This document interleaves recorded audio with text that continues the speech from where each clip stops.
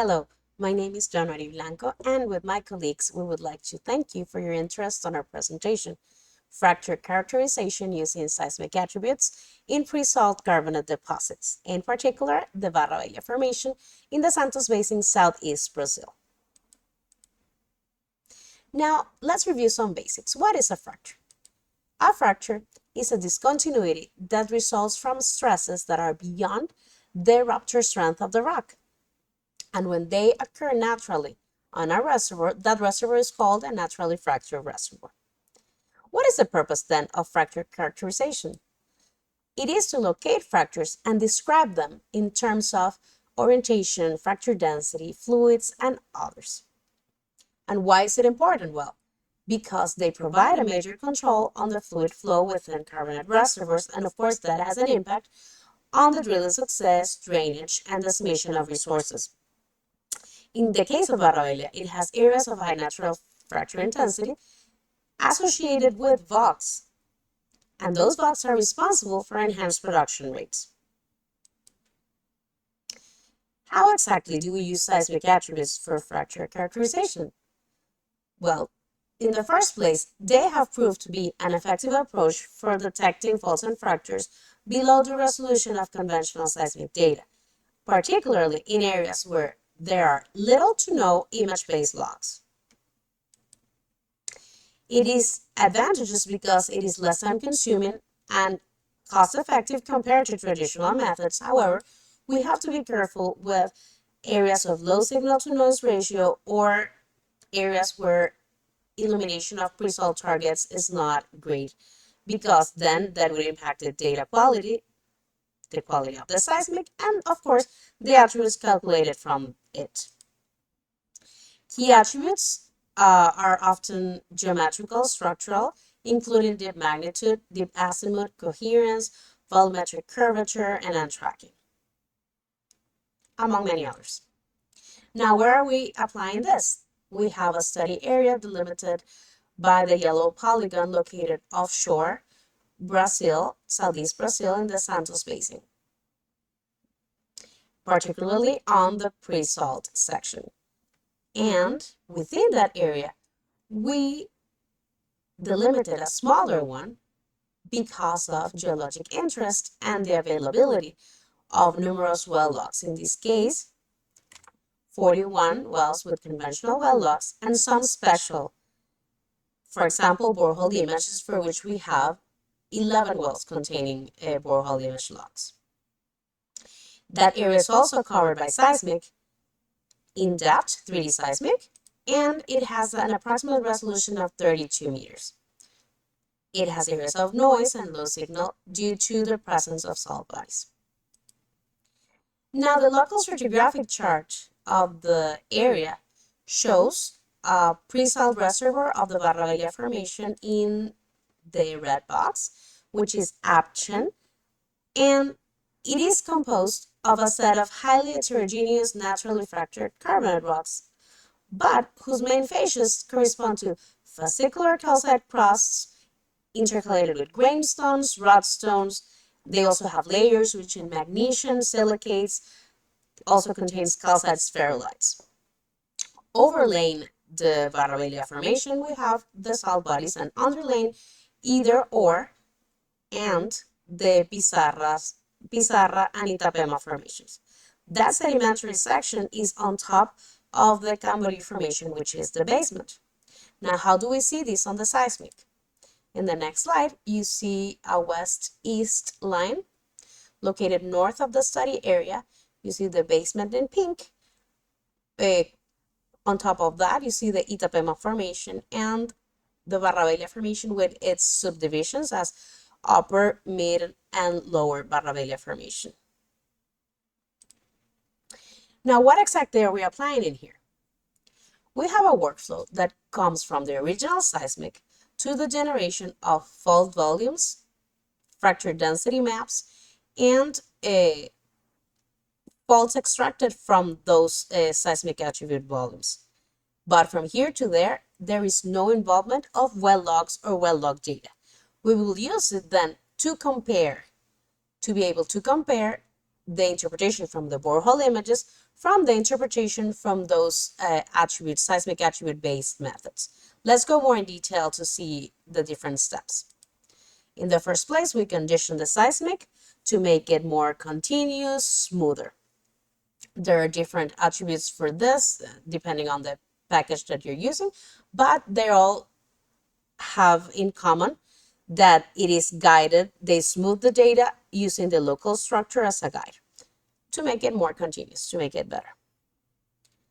Then we calculate edge extraction or edge enhancement attributes, such as fault enhancement filter, variance, curvature, and tracking thinfall, likelihood, etc. Some examples you see here on the right. Generating, therefore, fault volumes. It is important not only find the right parameters for each attribute, but also perform a quality control and see what they're really showing. In this case, you have a variance section where on the upper part is showing you really, instead of the discontinuities, the reflectors, the parallel reflectors. So that's not what we want. Therefore, we're selecting a result such as the bottom panel. The next step would be, as I said, fracture density maps, such as the example on the left, and extraction of faults and fracture. However, these two steps are currently in progress. They're still being QC'd and trying different alternatives, so they will not be part of this presentation. All of that, as I said, will be compared with borehole images, the results from the interpretation from borehole image logs. But how exactly? Well, from the borehole image log, we have a rose plot, those in yellow, and from the attributes, we will have an image, and we will create a rose plot from that image. Then we will compare directly the rose plots generated by different methods. We also have several research and literature regarding the fracture sets and families in our study area. This is a work from Rangel, and he identifies 3 sets, one with the northeast-southwest direction in yellow, which is the main one, a second set perpendicular to that one, second in occurrence, and the third one, which is west-east, which is the less frequent of them all. Now, let's go back to the same seismic section of west-east orientation. If you see there's an area on the right in here that looked washed out, looked different than the rest. Some mid-section different also than the rest of the section. In the corner, you see areas bounded by faults that also has its particular characteristics. So if you ask me, I would do something like this. Now, these, as it's bounded by faults and seen, increased in depths, etc., should be reflected on attributes that are responding to structural changes. So let's see how certain attributes that we calculated respond or not to that. In the first place, we have similarity. In similarity, the traces are compared one by one with its surroundings.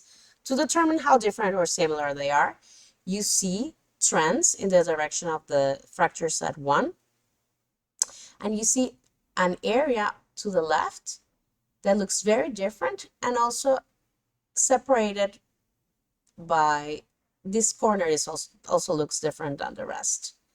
But mainly you see trends in the direction of the main fracture set, such as what you're seeing in here. You have to note this is the location in orange of that depth slice, and also that this west-east line is not exactly perpendicular to the direction of the main faults in the area. In the case of our next attribute, its deep illumination is a good indicator of structural geology. It's useful for highlighting discontinuities. It's in here. You could see a big difference in this attribute, not necessarily differentiating this part, but a big break in here. And also it's sensitive to noise. This part is really noisy and you could see the difference, or noisier than the rest. Finally, we have curvature. And in this case, maximum curvature, which is a maximum bending that could be positive or negative of a surface, the surface at a certain point. And it's very useful for faults, domes, collapsing features, and it also responds to fracture orientation, as you see in here, the direction of the fracture set 1, difference in here, differences in here. Now, this is more a regional overview of the structural overview of the area. But now let's go into the analysis of the fault volumes. We have to note that this analysis is done on slices on the surfaces corresponding to lower, middle, and upper Barra Velha, not a cut in depth, but over a particular surface.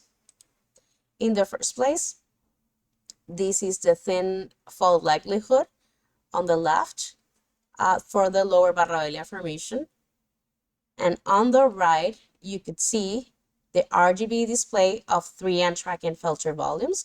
You could see main orientations like this in this direction. That correspond very well with the fracture sets identified by other colleagues. This has been performed for pilot area 1 because we have the borehole image information in there. Now, from that, we locate those wells with borehole image logs, and then we select or discretize some areas to perform the analysis. In this case, areas 11, 9, and 10. And this is the result from the rose plot from the interpretation directly of the borehole images in yellow, and the one in colors created from the attribute. You could see a really good correspondence between the two for area 11. In the case of area 10, it is lacking the fracture set. In this, is lacking the fracture set number 3, the east-west one. And for area 9, it is showing a component, north, northeast, south, southwest, that is not really present on the borehole image. You have to know that in this particular case, in area 9, it is one well for the analysis, but other areas have more than one well. Therefore, the contribution for this rose plot is the contribution for both or more than 2 wells that are present. We also have to note that as we go shallower to mid and upper Barra Velha formation, we will get less fractures and more noise due to the salt imprint. Now for middle Barra Velha, on the RGB display, we can see in general agreement with the fracture sets from the literature. And now let's go from the location of the wells, definition of the areas, and finally the rose plots. In this case, we see that in here, area 4 and area 5 show a really good correspondence. 6 and 7 have something in common, which they're missing the fracture set 2, northwest, southeast. And in number 8 is the opposite. The set 2, looks present on the colored rose plot. However, on the rose plot from the wells, it is not. So we are seeing something related to fracture set 2. Another thing to notice is that for this method, we are digitizing the image. So there might be things on the image that are not seen to the eye, that are below, that are within the resolution or within the different fault families intersecting, that doesn't allow us to really digitize those components. Finally, upper Barra Velha formation,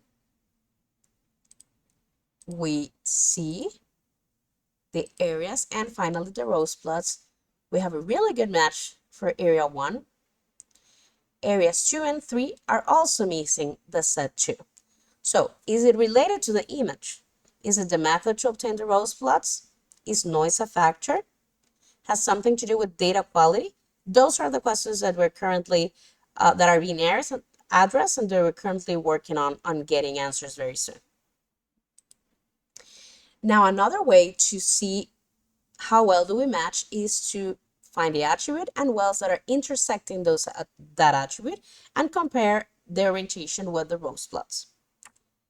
For pilot area 1, as I said. And in this case, we have the lower Barra Velha formation. Well 17 shows a really good match. In others, we might not have all the details to establish a comparison due to the resolution of the attribute, but in general, we see a good correspondence. For middle Barra Velha formation, we also see a really good match for well 17.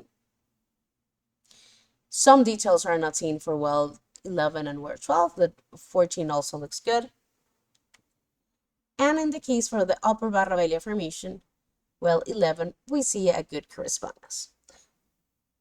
So in general, we could say that by using structural geometrical seismic attributes, we can identify faulted and fractured areas and delineate the main structural features in the study region.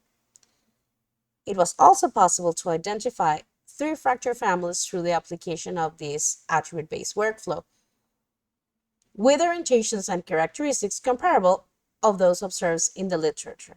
However, results of the application of the seismic attributes for fracture characterization were comparable with more expensive, more laborious methods for fracture sets 1 and 3 for the majority of fracture sets 1 and 3. However, for fracture set 2, we need to explore further why is it that it's being under or overrepresented. Further work include identifying the areas of occurrence of seismic artifacts and work on reducing their imprint, establish confidence zones in the seismic data to incorporate it into the well attribute result comparison. So we can really say, okay, this well is not working because the data in that area doesn't have the quality as to have a good seismic attribute result or not. Revisit the method for generating rose plots from the seismic images as I explained. Refine the quantification of fracture densities from the attributes and its comparison with the well data so we can move on with the workflow. On the same line, continue calculating and doing QC of results from the automatic fault extraction so we can complete what we proposed. And finally, check the manual interpretation of main faults using the input from the seismic attributes. Thank you so much for your attention. These are some references, and we'd like to thank our sponsors, our partners, and all of you for being here. Bye-bye.